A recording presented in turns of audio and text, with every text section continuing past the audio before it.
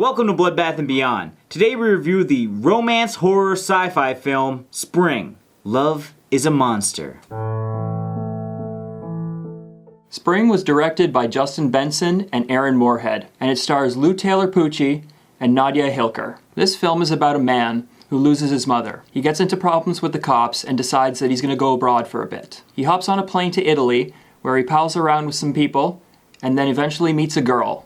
But she has a secret. We can't really talk about this film without giving too much away, so if you actually plan on watching it, don't watch our review. Stop it now and go watch it first, because everything we talk about is going to be a spoiler. So what did we like? I have to start off with the cinematography because I know everybody's thinking it. This is a beautiful, beautiful film. We had amazing drone shots flying over the city. We had amazing long takes. There was one specifically that lasted about 4 minutes, which was just mind-blowing. They had so many different extreme close-up shots of details of flowers or insects, and just the way that they had that depth dividing from the back of the frame to what was going on in front of the screen was visually very nice. And what a better location for all this camera work than beautiful Italy. Speaking of Italy, we had amazing settings. And it was neat because everything was so different. It really sets the tone for each scene as it happens based on the setting itself. And what I really enjoyed about the setting is also the lighting that they used. Whether it was night or day, everything just seemed natural because it just looked very real. What really struck me about this film was the acting, the chemistry between our two principal characters, Evan and Louise. It was fantastic. They played off each other very well. It was really believable, and the dialogue was well written. It felt real, like this is how two people starting to get comfortable with each other would talk. It was refreshing to see, and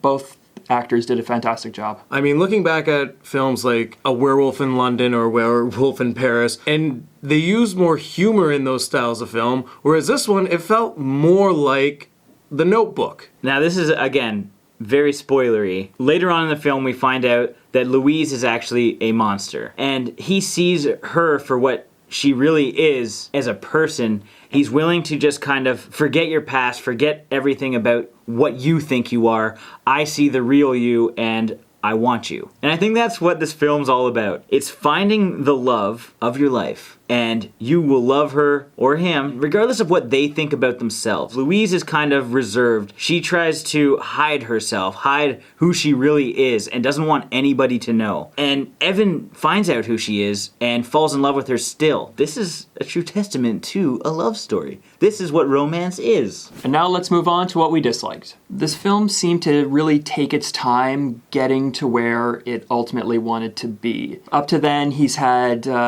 altercations, he's met people, but ultimately they don't really mean much. I really felt that Tommy, Evan's best friend in this film, was going to have a more significant role just by the way they established him in the first 10 minutes of the film. I totally get why they did that, because Tommy is more of a comic relief, and this film wasn't going for that. I kind of have to counter this because the beginning went through various steps. We had loss, Evan getting down on himself, he ended up punching a guy, and then cops eventually drove him out of the city. When he went to Italy, he palled around with his new friends, he lost them, they left, he kind of found love, the cops came after him, and then he punched a wall. So it almost retraced the same steps that happened in the first half, but this time he had something to care for to stay in Italy and not just run back. And I think that's kind of why they dragged that out. And the murkiness of the California city, it was gritty, and then the beautiful blue skies of Italy to kind of signify it's a new start for him. I'll agree with Jay.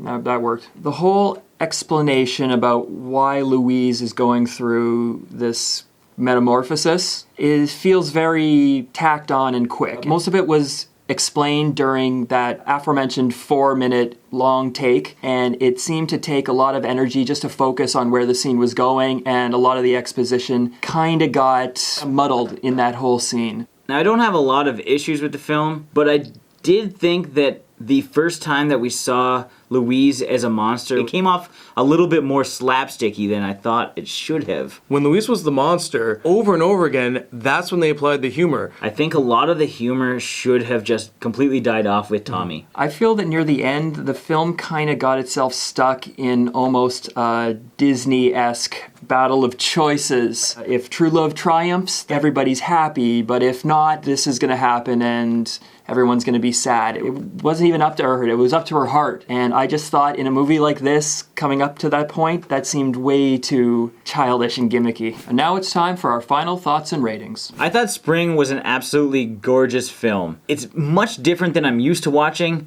but I had a good time. Everything that they were trying to get across with love being a monster was amazing. They could have left out some of the comedic aspects when things got a little bit more serious. You know what? It's still definitely worth checking out. I'm gonna give this 4 sloppy kisses out of 5. I enjoy romance movies, and I also enjoy horror movies. The story was really cool, the cinematography was great, and there isn't really a lot of stuff that I could say that's bad about this film. So that being said, I'm gonna give this film 4 immigration problems out of 5. While Spring is definitely a romance film, it's vaguely a horror film. I'd argue that it's more of a thriller. The acting was fantastic. The 2 characters I really enjoyed and they were believable. At some of the exposition, the explanations kind of fell flat. But I will say that the opening to the movie and the ending to the movie, the way they were shot, were just brilliant. You'll know what I mean, especially the ending. It was just tight and concise and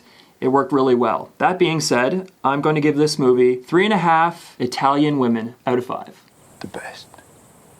As always, thank you for watching. Like this video and comment below with your thoughts on the film and what your favorite romance movie is. I don't think I've watched another one other than maybe A Walk to Remember. And if this is your first time here, make sure you subscribe to the channel to stay updated with everything we're doing here on Bloodbath and Beyond, which is generally reviewing horror movies.